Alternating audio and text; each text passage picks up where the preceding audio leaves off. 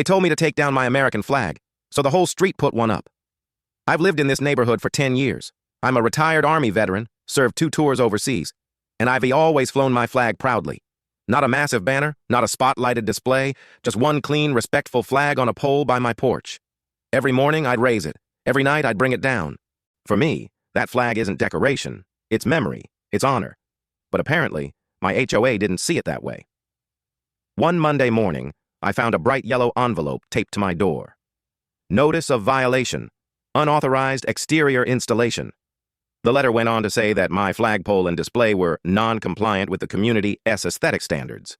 They gave me 48 hours to remove it, or face $100 per day in fines.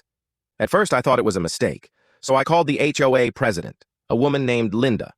I said, "Ma'am, this flag is protected under federal law. It's the American flag." She sighed and said, "We're not questioning your patriotism, sir. It just doesn't fit our uniform look."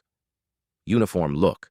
Those words hit harder than she realized. I told her about the Freedom to Display the American Flag Act of 2005, which makes it illegal for any HOA to restrict homeowners from displaying the U.S. flag in a respectful way. Her response: "Our community guidelines supersede that." Wrong answer. The next morning, I posted a photo of the violation letter online with one caption: "HOA told me to take down my flag. Thoughts?" By the next day, it had hundreds of shares. Neighbors came by offering support. Veterans groups commented saying, "They can't do that." And then something incredible started happening. The house across the street raised a flag, then the next one, then another. Within a week, nearly the entire street was lined with American flags. Every home, every porch. It looked like the 4th of July came early. That's when the HOA started to panic. They sent out another letter threatening community-wide fines for mass non-compliance. But this time, the homeowners fought back, together. A local veterans advocacy group got involved and offered free legal representation. Reporters showed up, cameras rolled. The story hit the local evening news. HOA bans veterans flag.